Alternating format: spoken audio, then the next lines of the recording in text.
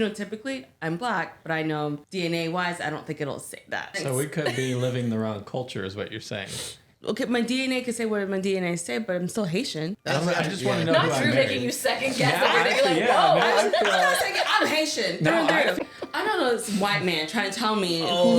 No, Whoa. I'm Yeah, Haitian. that took a turn. Yeah, that took a That turn. took a turn real quick.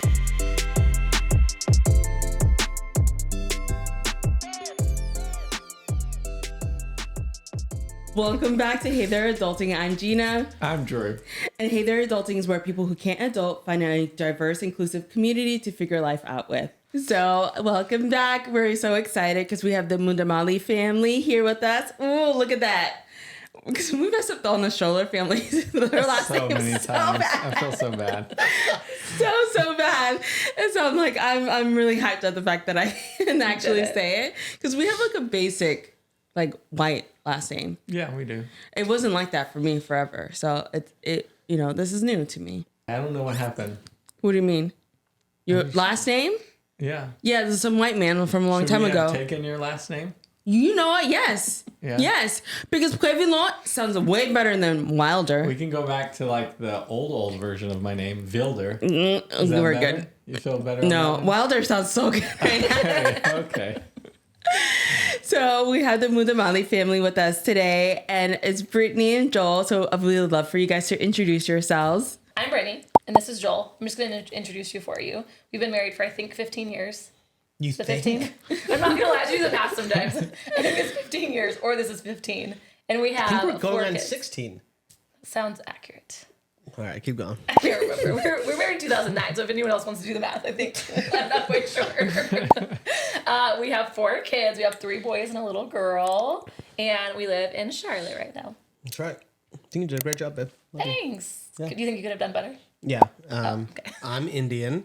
That's Like, like that's a kind of obvious. that's kind of like a big, I'm white, in case you Yeah. didn't know. yeah. No, you're not just white. Like Oh, you're sorry, like sorry. you got. We found out some very important information about It's not you. very complicated. I don't When even we were know. dating, I was convinced that Britt had some ethnic like makeup to her. Like in the summertime, she gets like super technically I beautifully did. olively, and we found out you're a Romanian gypsy.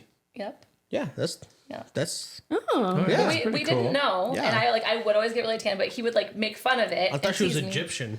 Every day would be something new. He's like, today you're Egyptian, today you're this, today you're that. And so finally I was like, I'm gonna look it up. And so I did the whole ancestry thing. Yeah. It was very fun. But have you done the ancestry? Yes, technically, I'm a little weirded out about the ancestry stuff, you know. Why? So I'm, you know, Where's I it gonna just go? there's some I'm just like I don't know that I want everybody having all my Don't blood, put your name on it. DNA. You don't put your name on it. I know, but what if they start cloning me and I don't know about it? Cloning you. Yes.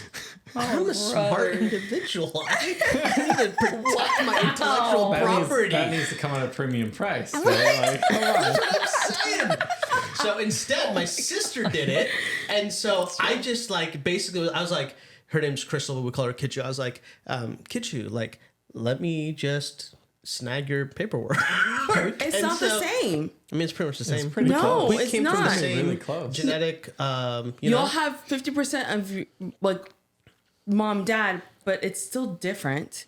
but isn't it the same 50%? Because No. we came from the same 50-50. Well, I mean, obviously, let's just start off the fact that your sister's a girl, Right. female, and it's still going. There's so many different things. Like, yes, You're they're- ruining the whole thing for me right now. It's like I you thought ruined I the was in the whole clear, story. and now you tell me. it could be very different. In sibling sets, they have had where one sibling could be a different percentage of like African or different percentage of different ethnicities than another sibling, and they Well, say mom and dad. The data. Have your sister do it again and you send your saliva in. Just put her name on it. Yeah. There you go. Yeah, okay. I just She's have already to- in the But the database. data- But the clear for like, but the data. The data was like Yeah. we're like 98.9% Indian. So I don't know how much we can do. Like, So I'm not quite sure what the 50-50 is going to do with the 98 point. You know, 0.1%. like literally, like the 1% is something happened in the British Raj. We don't know what happened, but there is some Back far Caucasian enough. like in there. Because India came over, or the Brits came over, they took over India, and So we were. someone in the past in your family married a Brittany. And that See? happened. So I don't know you're about saying- married, but yeah, there's something that happened. Something happened in the past. Yeah, something went so down. you're not the first in your line, is what you're saying. Is that it? At that 1 point some percentage, yeah. For sure. Yes. Yeah. So that's us. That is our story. What's crazy is you've done yours because I got it for Christmas. I have never done mine. Really? I have never done. I've wanted to, and I kind of want our whole family to do it because I feel like it'd be really interesting to see like which kiddo like got which from us. Yeah. But I also know like being Haitian, and you know everything that happened in Haiti over the last like 200-300 years. Like I feel like it'd be very, very interesting because like I'm Black. But I also know, like, my mom kind of was, like, I think it would be, like, biracial because she's, like, my grandmother was Black, Haitian, and then my grandfather was, like, Dominican. And so there's that. And then, like, I know it would be very interesting to see because, like, phenotypically, I'm Black, but I know DNA-wise, I don't think it'll say that. That would be so interesting That would to be see. super intriguing. Unless it does, then I'll be very happy. But I guess I don't know until I know. So we'll see what it says. You know, next thing. Next. So we could be living the wrong culture is what you're saying. How? That's what I'm hearing. How? You're saying your DNA could come back something else. Okay, my DNA could say what my DNA say, but I'm still Haitian. Oh, okay. Just making sure. I just want to know who Not I Drue married. making you second guess Now I everything. You're feel- like, whoa. now I feel like- I'm Haitian. No, Through and I through. feel like I need to get this DNA test for you to What do know you got- who I married. Like, who did I marry here? I don't know this white man trying to tell me Oh. who he... No. I'm Yeah, that took a Haitian. turn. Yeah, that took a That turn. took a turn real quick. What are you going to try to say? Because if it says something else... I'll trust you. Like what? You going to distrust me? No, until I get the DNA test. I'll trust you. Then we'll see what happens. What did you slip us in, do, Joel? What- You know your ancestry, dog. What did you do? I just need some drama from Jeena's side because my whole life my mom told me that she was half Native American. Like her mom was full-blooded Native American. She not. Grew up on the reservation. She not. Was adopted at 2 years old. Like those kind of things, right? Yeah. Abandoned by her tribe. I get my DNA should've test. 0. 0 Native American. So my mom goes and gets her DNA test. 0. 0. What? And so then my mom sends me an article of the conspiracy of how Ancestry.com is suppressing Native American ancestry because the government doesn't want to pay us our rights. Interesting. Man, this Honestly, took a turn I I need was some not drama expecting. on You need Jeena's some side. of it. I need some drama over there. That's Oh drama. my God. It's like I shouldn't laugh, but I'm only laughing because it's like this like not haha funny, but haha like sad. It happens to a lot of adoptees where they're told this like very eccentric story Yeah. about their background, and then they'll find out like, oh no, like I'm not like Latina. I'm just like mixed with Black, and no one wanted to say anything because they're racist. Like it happens so often, Yeah. and so like it's probably easier for her to like think like, no, I definitely am. There must be conspiracy theory instead of just recognizing like, hey, there was like I lived a really like, it was a crazy life. It was really traumatic, and people were telling me stories, maybe because they actually were told that as well, but it wasn't real. And then I've grown up all like my whole life thinking this, and now I don't want to be like told like the story that was told by family members, whatever, that's not actually real is not actually real. Well, I think too, it's like it becomes a part of your identity. Cause like even like for my story, like so I grew up with my mom and I like didn't know my biological dad growing up. So I would always told myself like I am white, like that is just what this is. And then all of a sudden how old was I, 22? Yeah, we just got married, so it was like a year and So two. 21, because we got married as babies. I was 21, and I ended up meeting my biological dad. And then he starts telling me all these things about how, so technically the term technically is Romani. Because apparently, like, if you actually say like Romanian gypsy, that's actually like, not a good term to use. So he is Romani. But I then mean, you waited this many years to tell me that? I did, because I've been telling people I got all over dragged the through the place. mud when I said it online. And I was Are like, you guys, tell me, joking? teach me. Y'all live, literally, I'm Sorry, finding guys. this out. I'm just offending. So You've had me dramatic. out here offending an entire people group. Well, I'm still learning how to offend and not offend them. I don't know. Oh my gosh. Oh my gosh. But Thank anyways. thank you for teaching all of us apparently at the same time. You're welcome. I actually guys. knew. Oh, she said I knew that I Joel knew. was an idiot when he said it. I just didn't want to correct it. I only know because there's this term like, oh, I don't want to get gypped. that's from. Yeah. And I had no idea. So someone told me, and I was like, Yeah. oh my goodness, I feel so bad because makes it's sense. like a negative. Derogatory. And I was like, oh, I'm glad that you explained this so I don't say it anymore. Yeah. Because you just don't know. Like, go through life saying this like phrase for years, and then you end up finding out that this phrase is rooted in racism. And probably so many of them are. Gosh, that's wild. Right. But I think it's crazy though, because I think even for me, like when I found that out, like I'm not even gonna lie, I know nothing about like that part of my life, because part of me is like, I am still navigating just like meeting this person and bringing him in. And it is like this whole identity switch. Cause like technically, and I say this cause still it just doesn't feel real, like I'm biracial, but I still say that I'm white. Because it's like I'm still like coming to terms with it. So I think it makes sense when you've been told something your entire life and you're like, oh wait, no, it's different. Like it takes your brain time to like process it, I think. Yeah. Or even like accept it at all. I mean, do you feel like because like phenotypically you are, like look more white than you would look more biracial, do you feel like that also doesn't help the whole coming to terms or like recognition of you being biracial? Yeah, I think it's part of it. I think honestly it's just trauma too though, because like I didn't meet him until I was 22 or 21. And so I think part of it is even just like accepting all of that.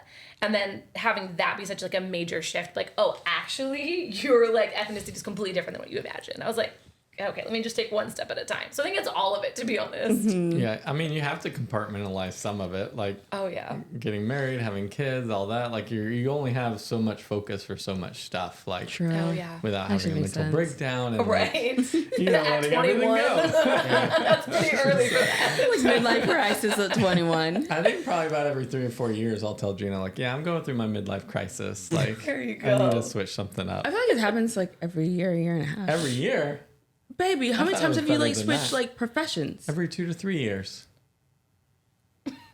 Just give him 2 to 3. It's all right. Just give him 2 to 3. It's buffer it. I mean, technically, even recently, you were just talking about like, I don't know if like I can do this. And I'm like, baby, you're doing great. Like, your business is like awesome.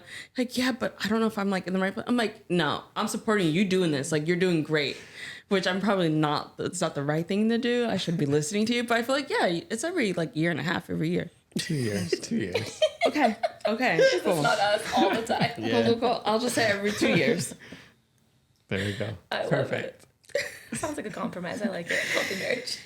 So I want to hear, because you guys, we're a multicultural family, and you guys are too. How are you guys able to like include both sides and like with your kids?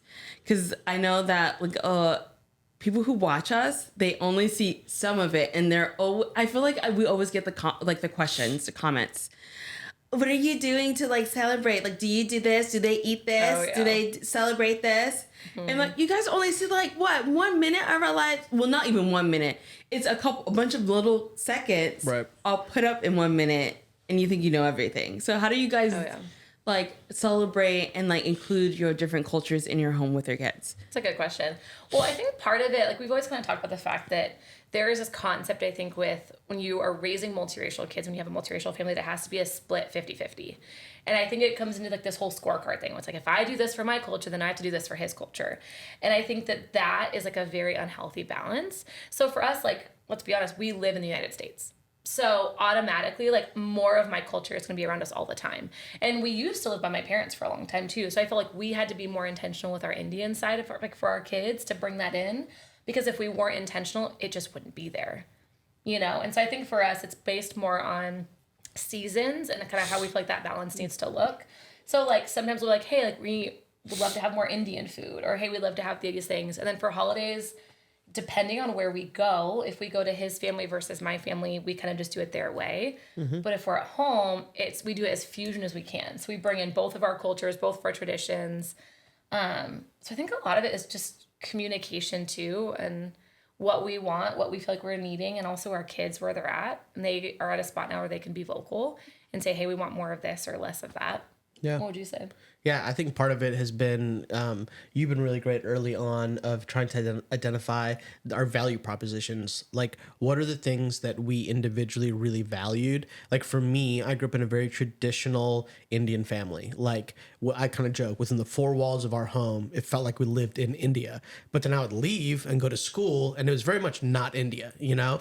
And so I learned the values of the culture, and we had a strong Indian immigrant community in the Chicagoland area. And so so we had like, gatherings and birthday parties that were all that. So I got to experience it. I didn't realize for myself the value of Indian culture until I went away to college. And when I went away to college and I sat in a college cafeteria and I had to eat that food, that that was the moment when Why did you just look at me so aggressively? I didn't make that food for you. Like, that's not my fault. No, but you did. Let's not get there. Let's yeah. Rude. We told Jeena the story last night. Let's not go to the first time you made Indian food. Okay, I looked it up on Google. First problem. No. It's not like you have an entire Indian family at your disposal that you could have called up. I was 21 and wanted to prove I knew better than everybody else. All right, and anyways. I just failed. Sorry. So for me, that was I really value Indian food. I love, my relationship with my aunts and uncles, I think the Western world ends up being a bit more individualized in their, even the way that they view their nuclear family. In an Indian context and many other cultures that's not the West, it is very much multi-generational. It's very much my aunts and uncles, the language that I use in Telugu to describe them, it's actually literally translated as younger mom or younger dad based off of their age in chronology with my mom. And which side of the family. And which side of the family, And so all that to say, when we got married and we're starting to have kids, it was what are those kind of key things that were values to me that I was I really would love for my kids to call, my mom and dad by the Telugu names, my aunts and uncles, their cousins by that. And for Britt, she had things that were really, really important for her from a cultural standpoint in terms of the way that she was raised and the values that, that she had. And so I think the blending part of it was key. But instead of trying to go 50-50 on it, like what you said on the scorecard, it was what is the best value that's going to instill into our children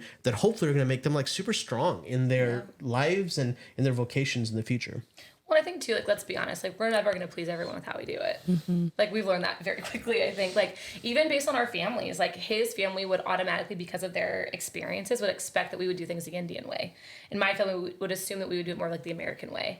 And I think that's fine because that's based on their experiences, but we've had to pave a different path, which means we're the only ones that know what's good for our family. And also we have seasons where wow, we kind of didn't do a great job there. Mm-hmm. We should have done more Indian culture. We should have pulled this in more. We should have, brought these things to the kids better. And so I feel really it's just we're figuring it out as we do it. And we're open with the process and being humble and also just bringing our kids into it the older that they get too.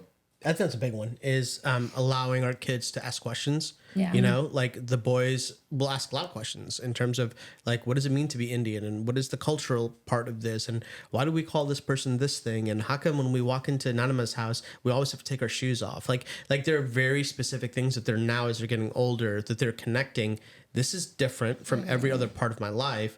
Well, why is it different? And what's the reason, the rationale behind it? And then they can be equipped as they're getting older. Oh, these are things that we loved, or these are things that are not that huge. We can take it or leave it almost. Yeah. Why does grandma not have any spices in her food? And then we can laugh with it together and be because grandma can't do spices at all. And then we have fun and it's fine. So you just make it fun too. And I don't know. I think those are my favorite TikTok of yours where They're hilarious. So serious. It's so true. I mean, really? Jeena, okay, one of our family traditions is what is it called? Potato soup, ham and potato soup for Christmas Eve. Lord. We have ham and potato soup every Christmas Eve. Do y'all have a therapist that's waiting to come in here? Right after this, you're bringing up in this all trauma. kinds of trauma. Oh my God, we had it all growing up forever, and my grandma would make it. And I feel it was really good, but maybe I have a tainted memory. No, I don't know. I thought it was delicious. This thing to me it was manna from heaven or something. Memory It was unbelievable. The way that she described this thing, warm and delicious. Then all of a sudden he comes all right, we're gonna have ham and potato soup for Christmas Eve. It's gonna be beautiful. He takes a bite and he was so kind about it. It was so sweet. And then he looks at me and he's like, "What is this?" I was like, "What are you talking about? It's a delicious soup." I think my mom only put salt and pepper in it. No. You know what ham and potato soup is? Let me tell you what ham and potato soup is. It is a ham that they cut up. Obviously. That they put in water or maybe chicken broth, a little bit of chicken broth or something, and then potatoes and salt and pepper. And that they cut up. Wait, and then some salt, and not much salt, And then some pepper, but like not a too, teensy, like a not teensy. too much pepper. I'm Gina, listen. thinking like pureed potatoes. listen. Oh, Jeena. No. Gina, listen. And not too much pepper because the pepper is too spicy. Oh, it's very spicy. The pepper is spicy. Not for me. Not chili powder. Not for me. The pepper is spicy. And they put that in front of me and expected me to believe that this was some kind of, you know, Miracle. First of all, he ate wasn't it. He was a miracle. champ. It And I'm was a pretty sure miracle he that dumped I half of it didn't in die. the sink when we didn't look. But so that is what he came into. So when I tell you guys I didn't know how to cook and that was what the food was, I'm dead serious. man. Hey, I I'm got better. imagining a way different potato soup. And I'm so glad you described it because I did not think it was like water Yeah, I'm chunks thinking of of ham. those really thick potato how I make soups potato and, soup. No, dude, no. He's like, I would have taken that. Listen, even that, like, I'd be like a little judgy on it, but like at least that's legitimate soup. Yeah, no. This was like water with some potatoes and ham in it. Do you have any foods from your culture that you're like, I don't know why we ate this. I absolutely hate it. I don't like, because I know I have one culture, like one in Haitian like cuisine, bread soup. Oh yeah, you told me about that one. Even Chelsea, when Chelsea talked to her spouse about it, and he's like, I forgot about that. Like, that is like it's literally, well, it's not water. It's usually like chicken broth or some kind of broth. And then they dunk a bunch of bread in it. And they put some seasoning and a little bit of vegetables. And then that's it. Yeah. And you drink it when you're sick. And it tastes like vomit. No. Just soggy bread. And it's like the only Haitian meal that I absolutely like despise. And I don't know any. I've talked to my cousins. I've talked to other Haitians. I don't know anybody who actually likes it, but we're served it. And I don't know if it's like some kind of like punked kind of like. You got? Yeah. And so, do you have any like food in it like you just absolutely despise? I think I do. I think it's more personal than it is like gross. Like one of them is this thing that my dad used to make called what is it? The lemon rice? Khichdi? Oh. No, the lemon rice. It's like I know they love it. But love lemon like I rice. said, this is very like I think more me than anything else. Because what like the way my dad would make it was old rice. It was like because my dad was like very frugal. Like you know like we're not wasting anything. He you know and so like we'd use leftover rice and it would be like day old rice. It would be a little crispy by the time you got to it. And then he would like doctor it up with this lemon stuff. But that would be the whole meal. And for me peanuts. and peanut and I don't like the peanuts in there. There's like some of that. So that's one of them. The other one is khichdi. Yeah. And I think it's consistent, like the texture for me. How do you describe? I don't even know how you describe. So It's like mushy. It's for like kids or when you're sick. So you do rice, but you like triple the amount of water so that the rice is mush. And it kind of comes into like a porridge. Is really how I'd explain it. Yeah. In that, no, I'll vegetables pass. and Yeah, spices. there's other stuff that's like exotic, but I actually really like it. So like we had cow tongue, like a cow tongue curry, and the first time that my mom prepared it for us, she didn't let us know what it was. So she literally like had peeled the entire thing, and it was like a bowl with legit soup. Like our this is kid's how it should favorite be. meal. And then she had like fresh naan that she had made, and it's pull apart. It's like brisket almost, like pull apart meat, you know. And we're crushing this thing. It's like, oh my god, this is so good, Mom. What is this? And then she like looked at us and laughed. She goes, "You're eating cow tongue." And at that point, we had a choice. Either we're gonna like throw up, or we're gonna be like, "Man, this was great," and we're just gonna have to own it now. So we all were like, "This is great. We're gonna own it." You guys The love problem that. was the next time. She actually put the cow tongue in front of us. So You then saw it. because technically you're supposed to rip I've had cow tongue before. Yeah. I can't get over the thought. What it is. Of what it is, I Yeah. know. So if we didn't eat it beforehand, then I think I would have for sure been grossed out by it and unable to do it. But the flavor was so great that Your now mom I was can. smart to do that then. Yeah. That'd be mine. Do you have any? Other than potato soup? Oh, okay, there is one. So I still, even though my memory, it's burning that the potato soup was good, and I just have to ignore you when you say it wasn't good because I just pretend like it was. No, you got gaslit. That's what happened. Maybe. So no, one is like my mom's like go-to thing that she loves to make, and I've never, and so she's gonna hear for the first time that I hate it. But she would call it marinara chicken, and it would be a chicken breast. It would be a chicken breast with maybe like salt, pepper, and like garlic powder if we're like feeling fancy. A jar of marinara sauce. And then baked. And then at the very end, you pour like a ton of cheddar cheese on top. And then we would have that. I can't. My mom called it like my dinners growing up. oh my god, we had it all the time, and like I ate it and I liked it growing up, and now like when we went back once, I was like, oh, it's that. Yo, that's like a step down from like the frozen dinners we used to Oh make. no, my brothers still love that. Oh man. They What, the love frozen it. dinners or the chicken? The marinara chicken. That's what she calls it. Her marinara chicken. She loves it. See, when I think of beer, I'm like, oh, you like grew tomatoes in your backyard, and you know, you crushed them breaded in the your chicken. Yeah. Like chicken parmesan. Oh, yeah, I guess. Do you think that comes from a lack of like Americans in general knowing how to cook or experience with cooking? No, I Because, don't. I wouldn't like- say Americans don't know how to Because cook. like nobody like ever taught me to cook growing up or anything like that. Whereas I feel like maybe you were taught more how to cook.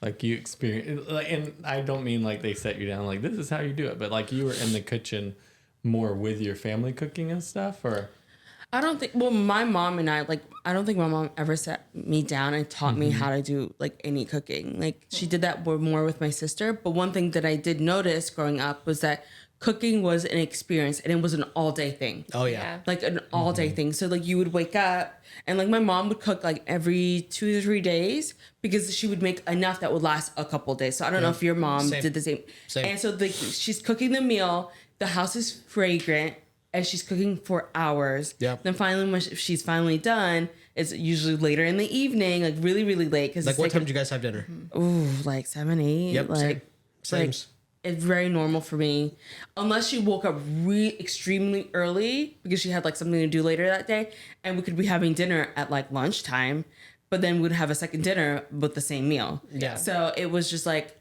I knew cooking dinner was like a experience. So I feel like Americans, how they make food, it's supposed to be super fast. Yeah. And it has to be 30-minute very meals. convenient for the whole family because we have so much to do. And I think a little bit is because of like how we see like it's just Americans are like very busy, go to the next thing, work, and then the next thing, then sleep, and then wake up and next thing, sleep. Yeah. While like I feel like other cultures, it's more family, like everything is an experience, more family time. We're sitting down together, eating, cooking is an experience, everything is an experience, and we like to slow down a little bit more. Yeah. I mean, that's also, I think, could contribute to like the Indian Standard Time or like the Haitian Standard Time. We do things on our own time and we get to things on our own time. And it's people may see it as like a disrespect of like time, but I don't know, like, is it really truly a disrespect of time, or are we really just respecting like the fact that everything doesn't need to go so fast? And it doesn't have to be regimented, like so regimented, you know, like there's flexibility, like even with like weddings. That reporter's disrespectful on time. We didn't even show up to our wedding, like me, like all my girls, until the wedding was supposed to start. And that was like to get ready for the wedding. Yeah. And I was like, wait, aren't people showing up? And the only people at the whole wedding were the white people, and none of the Indians showed up until like halfway through our ceremony. You're saying that like I know, and you're not even like batting an eyelash. Yeah. So Drew can tell you. we went to a wedding here recently, and the bishop that married us came over and he's like, let me tell you guys a story, talking to like all our kids. And he's like, I just want to let you know that your mom was about 3 hours late to the wedding. And as she is about to walk up to the aisle 3 hours late, I just remember these two Haitian girls like running in and sitting down really fast. oh yep. He's like 3 hours late and family was still showing up yeah. for the wedding. And Yeah. that's still And so it's like, normal. that's just Unsurprising. the time, the Haitian And standard probably time. the family members were like not like extended. They're probably like immediate. Like No, first yeah, they were cousins or like, second- yeah, like they were yeah. first What? cousins. Oh It was- yeah, they were. It was your first Yeah. cousins. No, but here's what gets complicated. Okay, so one of Joel's cousins got married, and Joel was in the wedding, and I had all the kids. I don't think we had Emmy. I think it was just me and the boys. And I was like, Joel, what time should I show up? Like, I don't know. The wedding was at like 5 or something. And he was like, you should probably at least show up at like 5:36. I was like, I can't do it. Like, I That's not gotta what I show up said. early. That's not what I said. I said What'd you should, say? I said the probably everything's going to start around 7.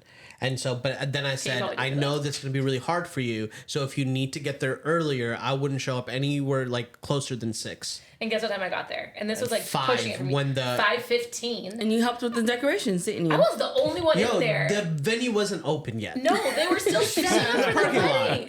No, I sat in the church, but they were still setting up, and I was like, didn't know what to do. She And I got was there when the texting janitor Joel, he was was there. dying laughing. At least Joel gave you a warning. Like, I don't think Jenny gave me any warning. I didn't tell my family. Like, Oh, no. What, we on our wedding literally- day? Yeah, like before. Like, hey, it's starting at this time, but like, What are you talking about? Our wedding or any events? our wedding. That's a lie? Who'd That's a you lie. give a Because warning to? I gave you a warning because not only did I give you a That warning. you'd be a little late, but not to tell people like, hey, don't show up for 2 hours.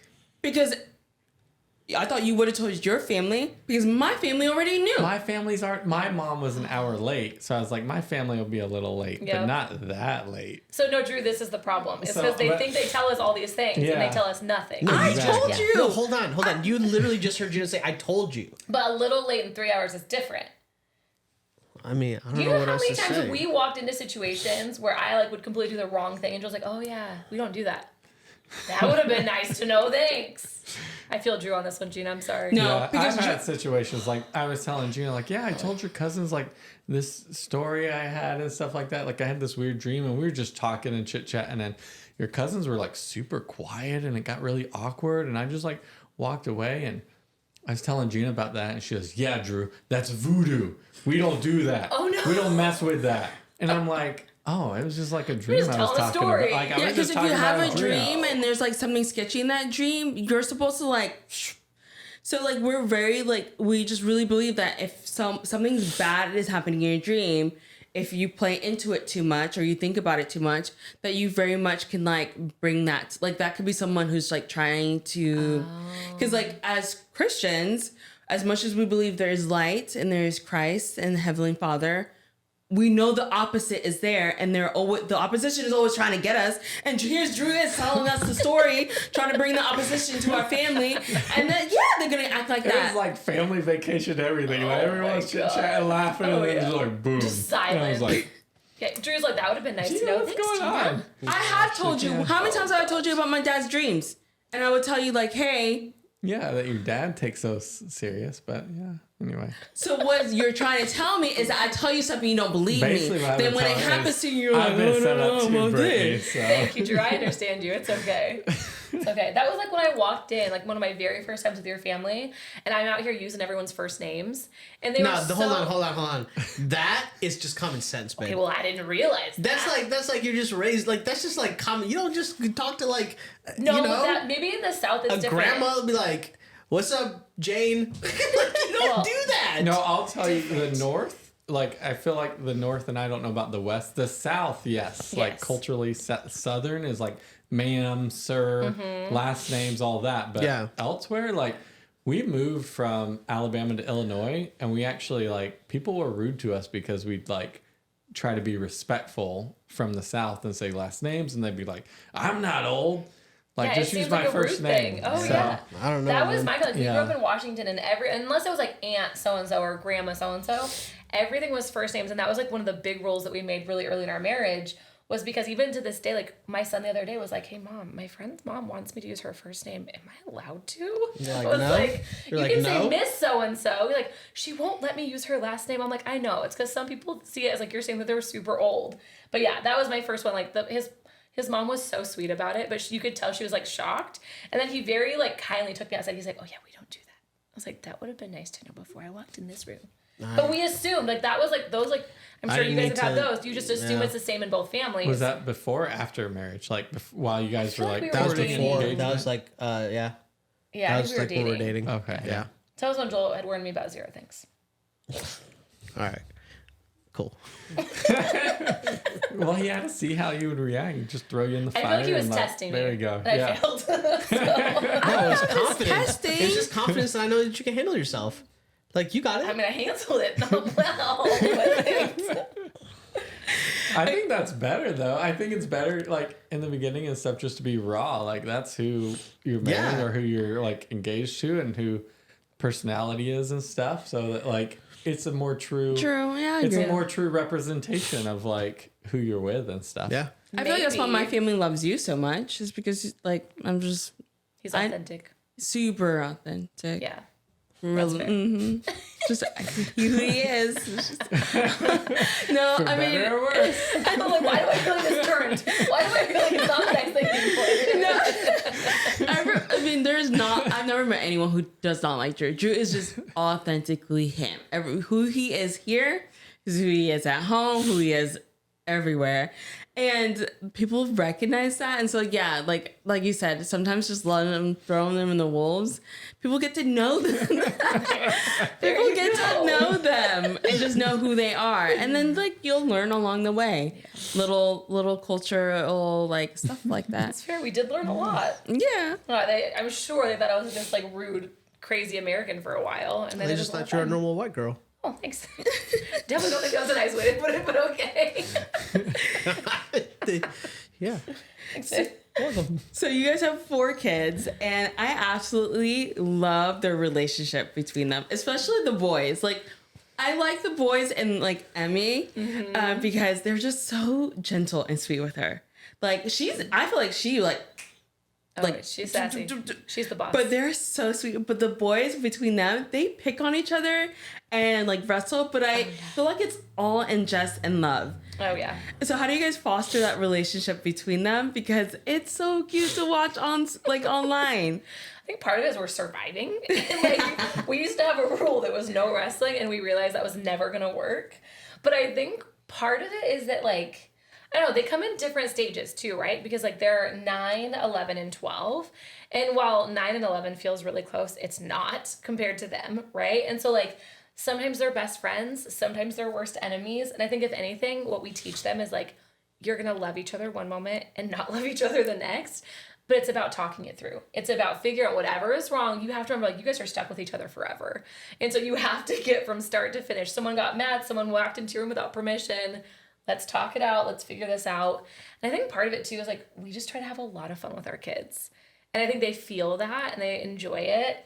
And then MJ is just the boss of all of us. Yeah. She is 4 and she is mighty and she is strong. And she comes in all the time. I am the queen of this house, is what she will literally tell all of us. Yeah. She told me the other day, we were somewhere. Where were we? And she looked at me, were we in Charleston? We're in Charleston.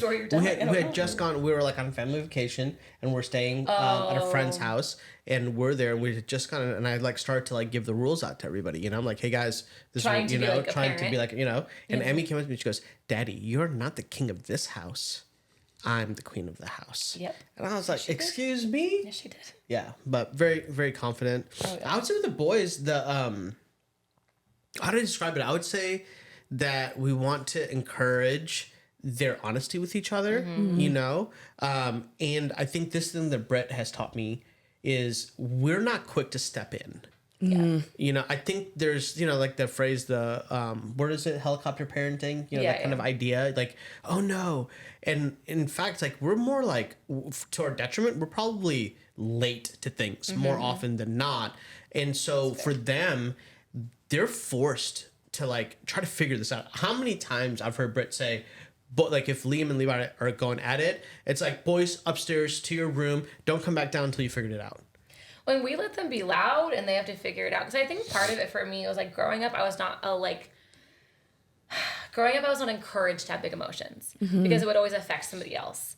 And I feel like with our kids, like they are growing up in a day and age where like emotions are big, and especially after COVID and just everything, like they have a lot of anxiety, a lot of all these like just different things that they're still trying to process and get through.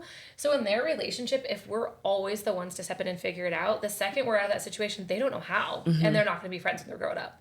So for me, I'm like, go upstairs for it. And then obviously, if the screaming gets too loud, I'll step in. But like for the most part. Or if they're like trying to choke each other out, then, you know, before somebody passes out, we'll step in. Like you can typically hear when it gets a little too crazy. Yeah, or if you just hear total silence, Oh, yeah, that's even scarier. Both opposites are that's when we step in. Yeah, but like if you haven't at one point been chased by your sibling with a knife, like are you truly sisters or brothers? That's so true. Because like I've been chased with a knife by my sibling. You?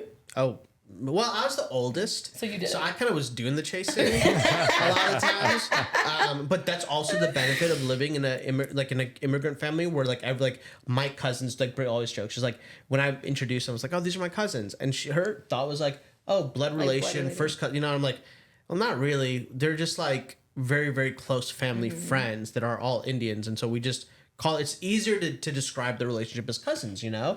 And so the benefit of that is we had older cousins. Like I was the oldest in my family, but I was never the oldest in every situation I went into.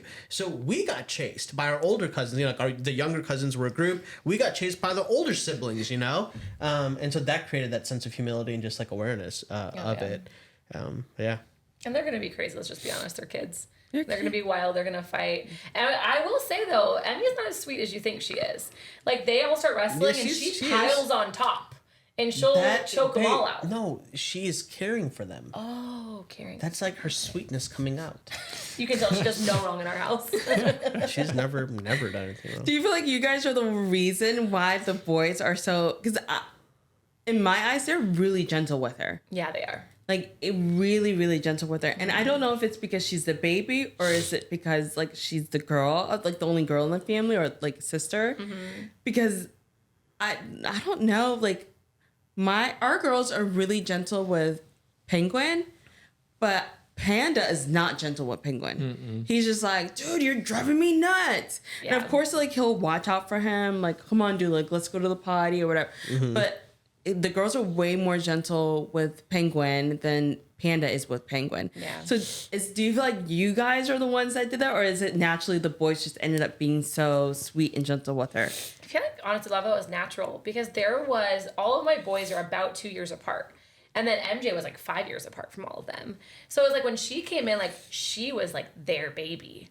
And so, like, they changed her diapers. They did the bottle. Yeah, they fed her bottles. They did nap time. I mean, even Lukey was old enough to really help with some of that.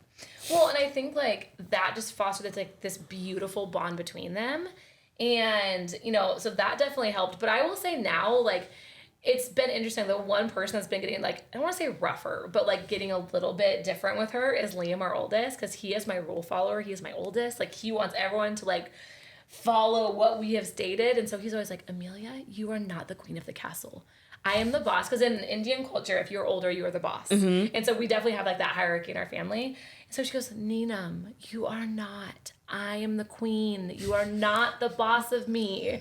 And that is like their new thing. But even in their fighting, hilarious. They just like bicker, right? But then he's like the one to go save her. Yeah, if she needs, like, it's pretty specific. If she needs somebody to help her with something, it's Liam.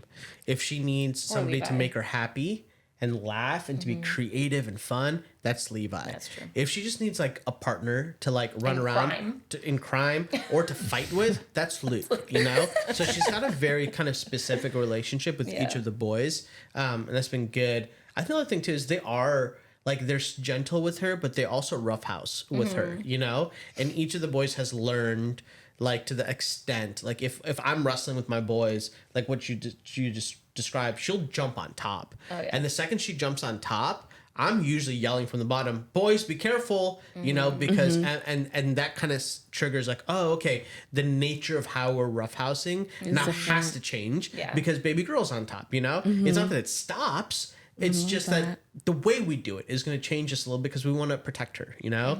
And that's been a big part, I think, of like raising boys. It's just been like, you know, our kind of family rule is like, hey, like we protect girls, like we protect women, like it's never okay to raise your voice and yell. It's never okay to. So we've tried to instill that at an early age. Well, I think too, it's like we've always just talked about like as like being the oldest, so it's called like an Anna, right? So it's like being like the little dad. And so I think like we always taught them like if they're younger than you, like you have to look out for them. And so I think that like it is definitely like she is their sister and there's that part. But I also think like beyond gender, it also just goes like this person is younger than you, look out for them, help them. Like if they want to play and wrestle, you can. Like if my kids meet a little kid in public, they're their best friends instantly. Yeah. Like, and I love that about them. And it's just because they know. They're like, hey, I'm here. Like I am your Anna. I feel like the best way to describe it, it's like they're not parentified. It's more of like watching out. Yes. And we do that, and we're very into that because I never want my kids to feel like they have to parent their siblings. Yeah. But like we always tell, especially like Panda and Badger, they're probably the ones that are the best at this, where it's like you're not their parent, but you can watch out for them. Hey, I don't think that's a good choice. Or hey, how can I help you? But I also let them know it's like, even though I don't want you to feel like you're their parent, just like it's like watching out. I don't know how to explain it, but it's like this, like you said, I love that an word. Older sibling. Like, Yeah, I don't being an know, older like, sibling. Being an older sibling and just there, it just does come with some responsibilities. Yeah. Like it just really does. Like, Yeah. and I think just naturally, like those responsibilities come, and like we just try to make sure that those responsibilities aren't getting into the parenting stuff. Yeah. Yeah. You know what I mean? Like, I keep picking on Jeena about our oldest Panda babysitting the kids. He's not. And she's like, no, he's not. And I'm like, you just wait. He's It's not. like 14, 15. Like, I can't go in the backyard know. without them fighting. he'll be a little older. We'll see. We'll see. I love it. But I feel like it's a different line though too, because that was one of like our big, I want to say fights. I don't think we fought over it, but like one of our big like, wow, our families and our cultures are so different. Because in Joel's family, like again, there's this concept of an Anna. So like I'm like your little dad, I'm gonna be there to help out. And I would say, and maybe I'm wrong, I feel like it's a little bit more parental in Indian culture because like it's definitely like you're taking care of whoever is younger than you. Yeah. My family is completely different. Like you are not the parent. Do not boss them around. Like they are younger than you, but you are siblings. Like you're on equal. So that was interesting for us because we're both the oldest siblings, but our dynamics with our siblings are completely different. Like when he met mine, like I think he started to kind of naturally boss them around a little bit. And I was like, whoa, we don't do that. My mom and dad are not going to like that. Like you can't tell them what to do. Like you're their equal. And then in his family, like there was this big responsibility. Like Brittany, you're now their big sister. I'm like, what do I do then? Like we're just friends, but right? I think that's beyond just the sibling thing. That's also the idea of like a village raised as a family. That idea, and so it's like if I were to go to like any auntie and uncle's house, even if they're we use auntie and uncle for anybody who's just older than like they're gonna discipline me. Like if I'm acting up in their home, like you better believe like Evelyn auntie or like they're gonna like say something, and because they're in some sense an extension of mom and dad, and I have to learn. Hey, when I'm in other people's houses, I still have a responsibility. I still have accountability, And so that I think was a challenge of like walking into another space and being like, oh, like that's not a high value. Like I don't know. It's not that it's not a high value. That's just not a consideration probably in this, in this context. Well, and I think part of it was like, as much as like we love the way that like Indian families do it and we have adopted that in our family, it's also not bad that my family doesn't. And that was a big one for us to understand that like different is not bad and that's okay. And like my aunts and uncles don't do that as much. And like granted, like we fostered a different relationship with my Aunt Jessica. We call her Aunt Cut. And like I would say like she does kind of parent our kids and she's come in that and she's kind of adopted how we've done it. But that took us time to really figure out how do we move as a couple with both of our families in a way that like honors and respects each culture without crossing lines. And we crossed lines and we had to kind of figure out like how to adjust. This works for us. Yeah. Love that. Yeah. And I know we've had several conversations, something you said earlier about the way your family isn't good or bad, and the way like Joel, your family does it isn't like perceived as good or as bad. I think that's come in a lot of conversations for Jeena and I, and just mixing cultures. And when people do things differently, we can still respect those things. That's right. So good. I think being value based, like we didn't have those conversations until maybe a couple of years ago or something. 4 or 5. Yeah. And so even I love that. I don't know how soon you guys got into those, but I love the conversations and getting into value based because it, I think, takes it a little bit out of like, is this good? Is this bad? It's just what is best. Yeah. And then what be works for us. respectful of others. Yeah. What works for us. Yeah. Because like you guys were saying, you're traveling this path that no one in either of your family can really tell you, yeah, we've been down that path. You're going to experience this. You're going to go through this. You're going to have to learn, how to mesh these cultures and be more value based. Like, that's not conversations I had growing up and stuff. And so that's a lot of conversations Jeena and I have is like talking with our kids of like, hey, there are people that do things differently. It doesn't make them good or bad. And we can still respect what they do. So good. Yeah. And I think too, like every interracial couple and multiracial family will look different. Like we have met so many like Indian American couples and they all have it different. And it's exactly what you're saying is like that value base is different. Like some don't want as much of like the village raises the child, and that's fine for them. And that there's nothing wrong about that, And so I think part of it is there's just no formula. There's no one way to do it all. It is just truly what works best for you. And your culture is so much more than just like your ethnic background. It's every part of you. Were you the oldest? Did you have a lot of siblings? Exactly. Like, did your aunts and uncles step in? Did they not? Like, Yeah. So that's for us, where we've just tried to like take the best from both of our cultures and like let go of the ones that we don't want to pass on anymore. Yeah. Well, I think even for the day and age that we live in, like our kids are in a great spot in a lot of ways. Like when I grew up, people didn't really know what to do with me. Like I'm Indian, but they didn't have a full context of what it meant to be Indian, you know? And so it's like, are you Chinese? Are you Japanese? Like they couldn't figure out who I was. Like today with Netflix and Bollywood and all this other stuff, the proliferation of culture has actually made itself onto screens and onto devices. So for my kids, it's like, hey, this is like, you guys can be like confident and you can be like proud of your cultural background. And when people are like, wait, are you in it? Like this movie RRR or this thing just happened, like, hey, and they're like, oh yeah, that's like, you know, it's like my people. It's like my dad's people. Like, that's amazing. And we were just watching something on, I think I saw on TikTok the other day, that Nas, the rapper, just signed the first Indian rapper to his like music label because his song went viral. And it's like, that's a big deal. You know, like all my cousins right now are freaking out about it. We didn't have that kind of representation growing up, you know? And so like, even I think what you guys have been able to do on social media has also been amazing because it's like, it's putting that in front of people saying, hey, there's true value here and we can all learn from it. That's why representation is so important because, like, I remember whenever anything Haitian would come up in like pop culture or anything like that, you get really excited because as a kid, I was made fun of my Haitian food. Yes. I was made fun of Same. my accent. Same, yep. I was made fun of being like that little Haitian girl from that poor country and like, oh, your country's a third world country. And now we're so celebrated. I'm like, I love that. Right, but I still don't forget that y'all were like laughing at us, like bringing our little food in our little crock pot, like little tins. Tupperware and our little tins and eating our little Haitian food. And now everyone's like, we love Haitian food. But did you really? Yeah. Because I remember like 25 years ago, y'all were making fun of me. Like I didn't forget. So y'all say it now, but that's only because it's cool. But I am enjoying this like representation, especially positive representation and positive like speak about like so many different cultures because it wasn't always like that.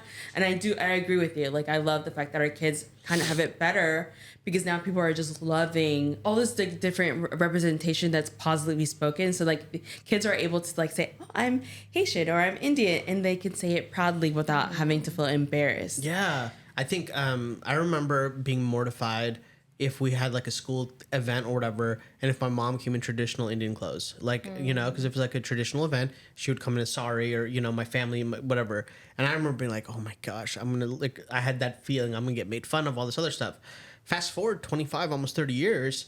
Now, if you look at like Met Gala, if you look at like they are like, people have loved the visual of the beautiful saris and like and they're like, that's a cherished now. That's highly valued, you know? And so, yeah, I think like, one, man, amazing. And two, like, I remember when y'all were hating too. Like, I'm not forgetting that either, you know? So it's like, yeah, like now everybody loves Indian food. Like, it's been the same Indian food from 25 years ago, you know? Like, nothing changed. It's just now, and that is something I want my kids to remember. Like, like we need to champion these things because it's not just individualistic, me, myself, and I. Like, this is going to impact your children. This is going to impact their children's children. And like the movement that we're making now is going to help generations to come. So let's be intentional about that. Yeah. Well, and let's be honest too, though. Like, I do, like, I mean, 100%. Like, there's like the representation is much better. And like, you do have a lot of families like that look like all of ours. That's nice. But our kids still walk through like not wanting to stand out or not like stand out too much or not enough. Like we had, what do they call them? Teacher appreciation gifts. And one of my kids, like I was like, okay, I want to do these. I want them to be unique. I want them to celebrate like their culture. And I like, they're like, all their teachers love Indian food and things like that. So I was like, okay, we're going to go. And like, I got their little bags. I got like the little cups and all of the little cute things for them. But then I added in Indian sweets. And I'm thinking, like, my kids are going to love that. Like, they're going to think I'm, like, the best mom. Like, Mom of the Year award. Like, I was ready to, like, receive the award. 2 of my kids loved it. MJ basically loved it because she just wanted it, right? One of my kids did not like it. And we honestly, and I shared about it on social media, because like we got into a big fight over it. And I was like, why are you so uncomfortable if like we give like these things? Like, what is the problem here? And I was wrong, because like I started pushing it. Like, you just need to be confident and you just need to bring it. And like, I promise it's not going to be a big deal. And then later I had to like really let it go and be like, I was wrong. I shouldn't have pushed. Like, this is still your journey, and like identify like what you want to do. And so I think part of it too is like, it helps them in a season of their lives where they do want to just blend it and they don't want to stand out, to look around and it's like, oh wait, like different cultures are being celebrated and loved and honored and respected. And I think it helps encourage them to like be comfortable in their skin, to be comfortable being different. Because I mean, I don't know, like I don't think anyone really wants to be different until they're a little bit older, right? Mm-hmm. I mean, I think it takes time, like with your identity, to be comfortable standing out as kids. Well, we've talked about this before, like the biracial identity model, and how like, because there's one for like Black people, white people. I'm sure there's one for Indian. When you're living in like a certain area, like how your mindset changes over time. And obviously, like the Black identity model, and reading it, I was like, oh yeah, I remember that pivotal moment of like feeling this or doing this or coming to like these ideas. And then when I realized like, wait, there's one for biracial children, are you kidding me? And like biracial children having to figure out things, and I don't remember it fully right now, but like as parents, especially like with me being Black, I will never know what it's like to be biracial. Right. And so like them going through going through life, and like them like saying like, I don't want that candy in this, like, and we're thinking like, no, it's awesome, they're gonna love it. But for them, it's so different. And like, we just cannot conceptualize and understand what it's like for them to be that age, to be biracial, to go through life, and to like, because they're just different from us, we just don't really truly understand. And so we just have to respect that. Because I even have noticed like one of my, if it even feels weird to even say this, I feel like some of our kids kind of identify more as Black. And then we have some of our kids who just see themselves as more biracial. And it's weird to think, because I'm like, oh, we live in the US, like, except for our daughter who is white, like the rest of you are all Black. And it's like, it's not for me to say.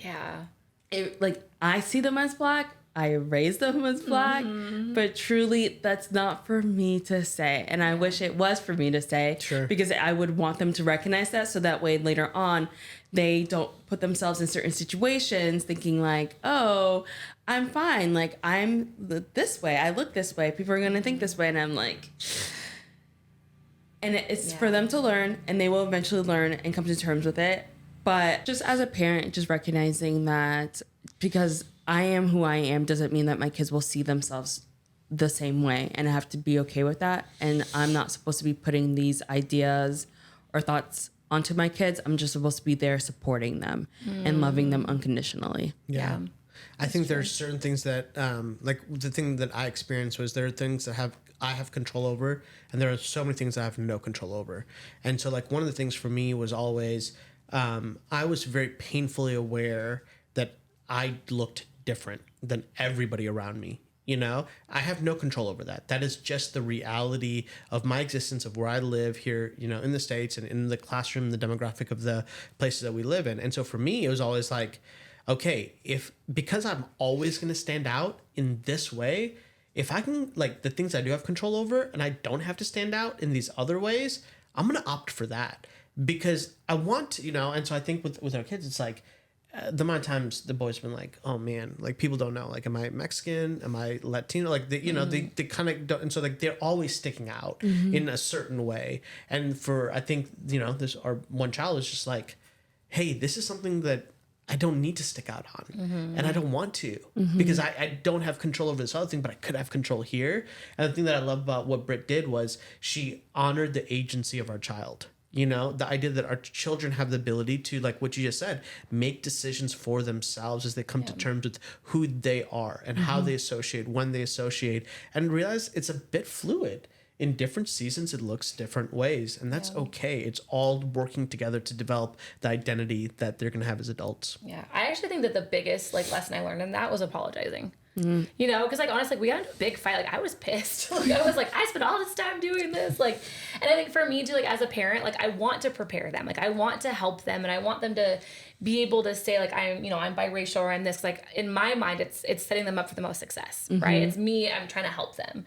But at the end of it, I was like, I'm sorry, I was wrong. That was not my place. Like I should have given you the options, and then you should have chosen. So I think for him, I don't think that he is going to remember that one time I got into a huge fight with my mom. It's going to be that one time my mom apologized and admitted that she wasn't right and that wasn't her place.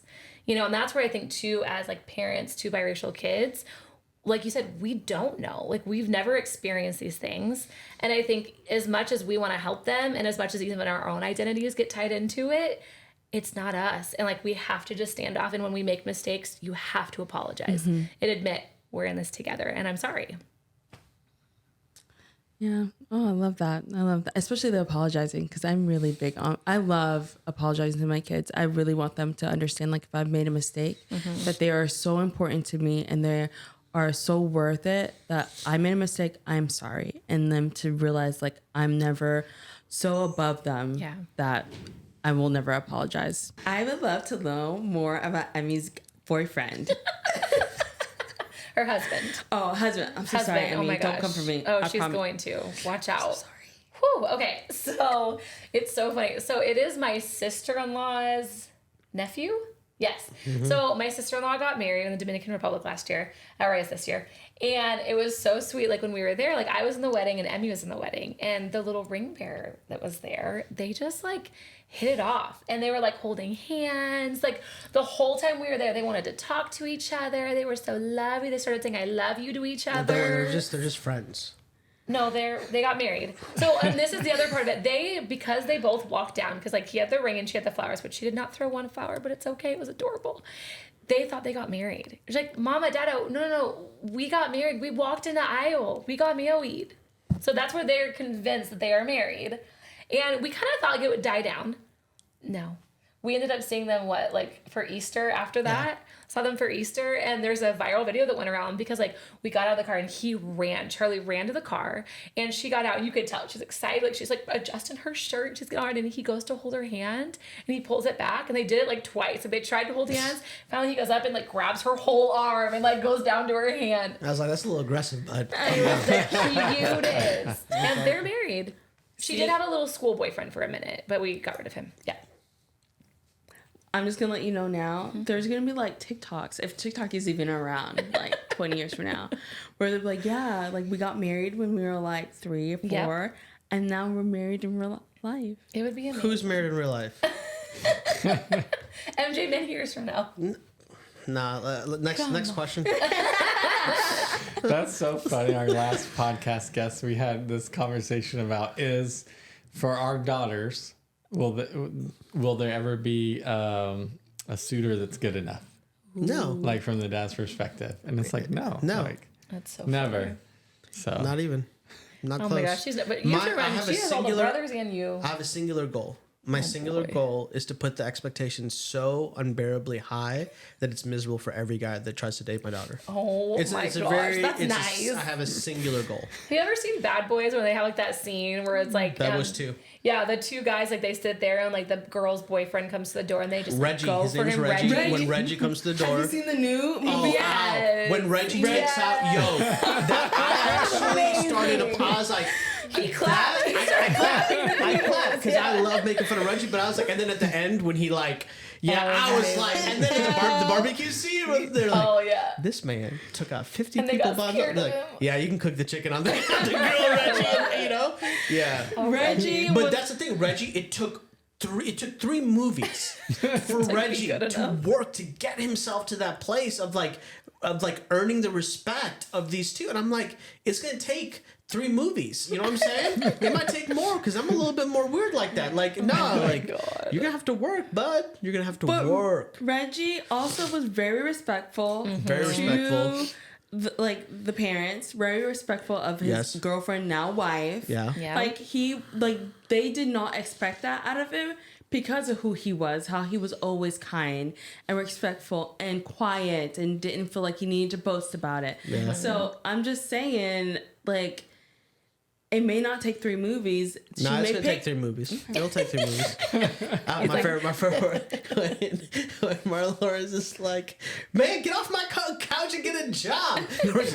I work for the U.S. Marine Corps, sir. He goes, well, then go back and get. He's like, I've been deployed 3 times. You know, like, whatever. I was like, okay. I was like, but you're right. There's a calm and collected kind ofness to Reggie. And honestly, at the end of the day, this is such a good conversation because at the end of the day, what every father wants is a man who's going to respect his daughter, a man who's going to protect his daughter, a man who's going to love the family and put his life on the line for the well-being and the protection, you know, of that family, because that's what a father is going to do. And so, yeah. And let's be honest, whoever can get through all 3 brothers and Joel, they're going to be a solid match. We're going to be okay. And we got a German Shepherd named Lady, you know, she got big old teeth. Okay, so before we end this, I would love to know more about the behind the scenes content because Brittany, I swear it's probably one of my favorite parts. I know, I love it. Like, I'm telling you, people who watch your videos, seeing the behind the scenes makes it feel like Brittany's one of us. Brittany, you're so relatable. Aww. I love how, like, your boys, you pick on your boys pick on you back. All day. I feel like you're a mom. So, well, I mean, let's be honest. With social media, we kind of lose that feeling of, like, people looking like us. And it feels like they're a little bit above us. And I don't hate watching that content. Right? But I also feel like my house is not clean all the time. Like, I've got 5 kids, and, like, our office can be a hot mess. We've got papers piled up, boxes everywhere. Drew, can you shake your head a little less? Everywhere. A little less. Well, we wouldn't have a bunch of boxes if you would, all those boxes in the garage, you didn't put them up, and trash day just happened yesterday. No, I didn't. And that's your job. You haven't been in the garage because you can now walk into the garage. There's a So path. you're good. There's a path now. There's a path. I love it. It's not a fort box anymore, like a box of forts. It's, you know. Yeah, to celebrate the success of it. Oh my god. We could always order less. You could always order less, and then there'd be less boxes to take that out. feels uncalled for. I'm not sure about that part. Drew, I'm trying to help you over here. I'm trying to celebrate the path. You're talking about more boxes. Oh my gosh. So let's talk about the behind the scenes because I feel like yes. that's where we get to know you and the kiddos in your family the most. What made you start, like, showing those? Oh yeah. Well, I think that I did those videos for a long time where I would clean up. I would, like, clean up whatever room we were in, wherever you could see. I would tidy it up, clean it up. And I did that for a long time. I mean, let's be a little more clear. When you say you really mean you're yelling at all of us to make sure that everything is perfect. Yeah, calm down, don't fight, be quiet, all those things. Act like you're happy. Act like we love each other. I say that all the time. Just pretend like you love each other. And I just realized, like, I hit that moment where all of the videos that I was seeing was, like, these picture perfect families. And honest to God, I started comparing myself and I was like, so if my family doesn't look like that, am I doing a bad job? You know, and 4 kids is a lot. You all know 5 kids, like, it's not quiet in my house. And if it is, you're in big trouble. Like, you know, like, there's chaos all the time. And so I remember I just started thinking to myself, like, we do these, like, trending sound videos and these little, like, you know, audio clip things, and they're fun, but if people only realized what it took to get that. And I just posted it once, and I was telling you last night, I typically post, like, 30 seconds of it. I accidentally posted a full 2 minutes of the chaos ones. I'm, like, smacked one of the kids upside the head. I pinched Liam in the back, like, all these things. And granted, like, we were laughing, and, like, no one was, like, mad or anything, but I was like, oh my God, I shared too much. I was too real. Everyone loved it. And I was Everyone loved it. Y'all want the real. You guys want all the chaos. You say you're smacking across the head or you're pinching them. Yeah. Your kids are legit laughing. Oh, cracking up. Like, mom just pinched us. She thought that did something. Like, oh my God, your yes. boys, I feel like they love you and respect you, but they also are, like, laughing behind your back. They're like, she didn't do nothing to me. Well, and that's where I feel like, I mean, all of it, like, I'm not gonna lie, I bribe Emmy with candy for every video. You want 5 pieces today or you want 2 pieces? Like, I do whatever it takes to get that cute little video. And I've noticed that, like, the trending sounds ones, they're fun and, like, we have a good time, but the behind the scenes do better. And I hope, like, my only goal in that is that other people realize, like, your house doesn't have to be perfect. You know, your kids don't have to get along all the time. It doesn't have to be quiet. Like, you know, you don't have to make homemade food every night. Like, it can just be real and it's it's fine. Like your kids are just as happy with leftover Chinese from 3 nights ago that they are with like They're homemade. not happy. They're so they're- happy. they're My gonna kids survive. love the I feel Chinese. like you're talking food. about you not happy. Yeah. Yeah. So That's you true. cooking then? I will cook. I can cook. I I can make didn't some say food. if you How could can cook. you? You not happy with it? You cooking it? Huh? Yeah, I mean, if we need to. I love it. Well, I'm so happy that you guys came on. Like, it's been so nice to get to know you guys. It's been like legit smiling and laughing the whole time. Let our audience know where they can find you so they can see the behind the scenes, so they can get to know your family. Just let them know where they can find you on social media. Yeah, so if you just look at Almost Indian Wife, you can find us on everything. You'll probably get the most real on TikTok, let's be honest, because we post it all there. So that's where we are. And then you guys are starting a podcast. You want to talk about that? Yes. So Oh my gosh, they're gonna get a sneak. They're gonna get an exclusive over here. I know. So we are starting a podcast called Spilling the Chai Tea, and it's gonna Which be is an oxymoron, just so you know, because chai is tea, true. so it's like spilling tea, like, you know, Yeah. like you wouldn't. But anyways, Oh, yeah. I let it go. I had to let it go. But that's why we did it, because if you ever go somewhere asking for chai tea, like every Indian is gonna like make fun of you. Yeah. So of course All that's you what our have to say podcast is has to be chai. called. Okay. So we're gonna do it. It's gonna be fun. Like we're just gonna talk about our family. We're gonna get Joel's reactions on all the really fun pop culture stuff that he knows nothing I know about, which nothing will be about- beautiful. The majority of things I know nothing about. It's true. It's gonna be fun. And basically, I'm just gonna tease him and like make fun of him the whole time. So Yay. basically, welcome to our real life. Pretty much. Well, amazing. We're so happy to get to know you guys, like Jeena said, and it was great talking with y'all. Thank you so much for being here. Thanks for We having us. loved it. Thanks, Yeah. guys. Bye. Bye, guys.